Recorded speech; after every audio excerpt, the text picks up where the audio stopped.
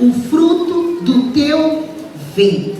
Você quer repetir isso comigo? Diga: bendito o fruto do teu ventre. Eu costumo dizer que nós, como mães, temos uma legalidade para orar, porque a palavra de Deus diz que Deus atende não o nosso choro. Deus atende o quê? A sua palavra. Ele diz: eis que velo sobre a minha palavra para fazer cumprir. E todas as vezes que você chegar diante de Deus com algum problema pelo seu filho, você pode dizer: Deus, a tua palavra diz: bendito é o fruto do meu ventre. E um fruto de ventre abençoado nunca pode ser problemático, não é mesmo? Então, se você não souber o que você orar pelo seu filho, o problema que ele tiver, você pode pegar essa palavra diante de Deus e você vai ter a resposta de Deus, a confirmação de Deus nessa palavra. Bendito é o fruto do teu ventre. Eu pesquisei algumas mulheres, eu lembrei de algumas mulheres aqui da igreja. Para algumas eu pedi autorização porque eu vou falar delas. Para algumas eu não pedi, mas eu vou falar também. Pelos bons exemplos que a gente tem como mulheres. Uma das mulheres que me impactou muito, não sei se vocês sabem um pouco do nosso cristianismo, mas Santo Agostinho é um homem que foi um marco no cristianismo. Santo Agostinho era negro, porque ele nasceu na África, ele era africano. E ele tinha uma mãe chamada Mônica, que a igreja católica chama de Santa Mônica, mas a gente vai chamar ela só de Mônica, porque era a mãe de Santo Agostinho. E segundo diz a história diz que o Santo Agostinho fala que ele bebeu do leite e do amor de Jesus, porque essa mãe era muito cristã, ela era muito devota, muito cristã, mas o pai de Santo Agostinho não era. Então, numa determinada época da vida dele, ele debandou para o mundo e foi o pior dos homens. E essa mulher chorava, ia para a igreja e rezava, orava, pedia, implorava. E a história conta que uma vez ela chegou perto de um bispo e falou: por favor, ore pelo meu filho. E sabe o que o bispo respondeu? Ele respondeu assim: fica tranquila, é impossível que pereça um filho de tantas lágrimas. Eu achei isso tão lindo. É impossível que pereça um filho de tantas lágrimas. Tanto que ele se converteu e ele foi o que ele foi dentro da igreja. Por causa de uma mãe que orava, uma mãe que não deixou esse filho se perder. Se você, como mãe que está aqui hoje, pensa: meu filho não tem mais jeito, eu quero te dizer uma coisa: a Bíblia não diz isso. Só não tem mais jeito se ele já morreu. E mesmo assim, Deus sempre atende as orações de uma mãe. Eu me lembro quando Abraão teve Ismael. Lembra que Ismael não era o filho da promessa? O filho da promessa seria Isaac. Quando ele mandou embora Ismael junto com Agar, o que aquela mulher fez? Ela chegou no deserto, tinha acabado a água, não tinha água, Ismael ia morrer. Ela deixou o filho no lugar e ela correu para o outro e foi chorar. Porque ela falou: nós vamos morrer. O anjo apareceu para Agar e disse: o que ela disse? O que ele disse? Levanta a cabeça, porque esse menino não vai morrer e eu farei dele uma grande nação, porque eu ouvi o teu choro. E hoje nós temos a Palestina aí, que é fruto dos filhos de Ismael. Tem uma outra mãe na história da igreja cristã, da igreja evangélica, que é uma mãe que marcou. Se vocês quiserem, depois eu posso, para as mães, eu posso passar os links na internet para você ler, que eu achei muito interessante. Essa mãe se chamava Susanna Wesley. Susanna Wesley é a mãe de John Wesley.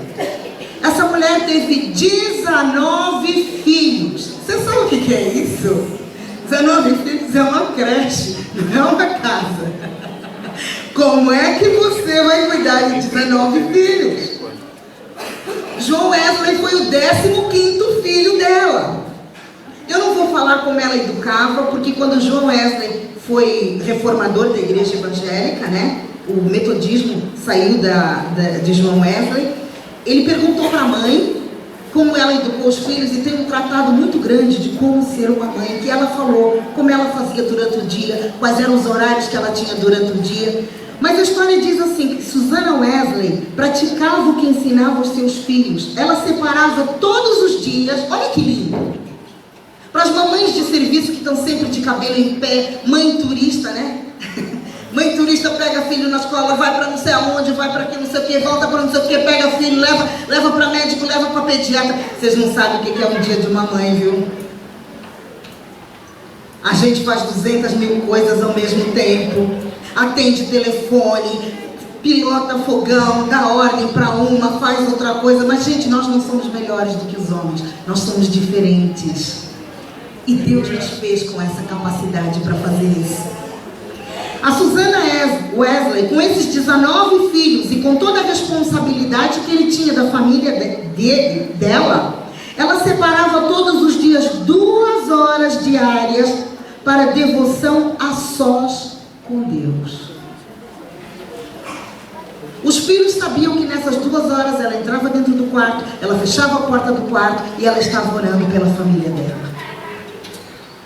Gente, quando eu comecei a ler sobre isso, eu falei, Deus, eu acho que eu não chego aos pés nem um pouquinho da Susana Wesley. E a história conta que ela era uma mulher fragilizada. Para ter 19 filhos, haja saúde, né? Ela era uma mulher fragilizada, mas ela foi um exemplo de vida para os filhos dela e mudou aquela geração e mudou todas as outras gerações que vinham pela frente. A função da mulher não foi ideia nossa. A função da mulher ser mãe foi ideia de Deus. E mesmo quando a gente fala sobre parto, a gente tem que sofrer, a gente sofre para ter um filho. Gente, vamos tirar essa palavra de sofrer da nossa boca, porque realmente essa foi a maldição quando o homem pecou. O que está escrito lá? Com dor terás filhos. Mas o que Jesus fez na cruz do Calvário? Ele levou todas as maldições. Então essa maldição foi falada ali, mas na cruz do Calvário essa maldição foi passada pelo sangue do Cordeiro. E é uma bênção ser mãe. É uma bênção gerar um filho. Porque é o que a palavra de Deus nos diz. Foi ideia de Deus nós temos esse útero. Os homens não têm útero para fazer isso. Gerar é coisa de Deus. A Bíblia fala de uma mulher que queria gerar a todo custo. Porque na época dela, as mulheres tinham que ter filhos. E interessante que quase todos os filhos da promessa são filhos de mães estéreis. Vocês já viram isso? Aquela música que a Alda Célia compôs, o meu Deus é o Deus do impossível. Vocês conhecem essa música, né? Sabe quando ela compôs? Quando ela conseguiu engravidar, porque ela não podia ter filhos. E ela compôs essa música, o meu Deus, tanto que ela, uma parte da música diz, faz a estéril mãe de filhos. É Deus que sabe fazer isso. Rebeca não conseguia ter filhos. Rebeca, a mulher de Jacó. E quando ela engravidou, ele engravidou de 2, Jacó e Esaú. Rebeca não foi uma mãe muito legal, né? Porque Rebeca dava cobertura para o Jacó, né? Rebeca ajudava nas mentirinhas do Jacó, né? Tanto que a tristeza de Rebeca foi que Jacó foi embora e ela morreu sem ver o filho. Mas ela foi um útero que gerou Israel. A nação de Israel hoje nasceu de Rebeca, de uma mulher que não podia ter filhos. Ana chorou, ela chegou na igreja, ela chorou, que o pastor da época, o sacerdote Eli, ela falou, essa mulher está bêbada. Eu imagino que a dor dela era tão grande, que ela começou a chorar. Eu tenho as referências bíblicas aqui, mas eu não vou pedir para vocês abrirem, mas eu acho uma graça o que Eucana, que era o marido de Ana, falou para ela. Quando eu li, eu falei, ele está se achando, né? Porque ele falou assim, mas eu não sou melhor para você do que 10 filhos? Por que você quer um filho? Afinal de contas, eu sou o seu marido. Ele dava porção dobrada para Ana. Quando eles iam fazer um sacrifício, em vez de dar para Penina, que era outra mulher que tinha muitos filhos. E a Bíblia diz que ela zombava de Ana, porque Ana não tinha filhos. E o que a Ana queria? Ela apenas queria gerar. Eu escrevi no meu livro sobre Ana e eu falei que o Gerar não é egoísta. Porque a hora que ela conseguiu ter esse filho, você sabe o que ela fez? Ela ofereceu no templo. Samuel foi o primeiro profeta. Samuel ungiu os 3 reis de Israel. Por causa de uma mulher que queria gerar. Uma mulher que queria ter filhos. E Deus atendeu a oração dela. Ela tinha disponibilidade para isso porque ela queria gerar. Agora, por que essa importância que a palavra de Deus dá para as mulheres? Você lembra que quando, em Levíticos, quando tem aqueles mandamentos do que o povo de Israel precisava fazer, Deus falou para o povo de Israel que os homens de Israel não podiam se juntar com mulheres de outros povos. Por quê? Porque as outras mulheres iam engravidar e ter filhos, e elas não iam fazer o que as mulheres judias precisavam fazer. Qual é a função da mãe depois que ela tem filhos?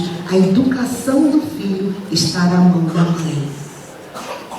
Esse versículo eu gostaria que vocês abrissem, que fica em... Perdão, deixa eu achar aqui. Onde está o meu? Deuteronômio 6, versículo 7 e 8. Deuteronômio 6, versículo 7 e 8.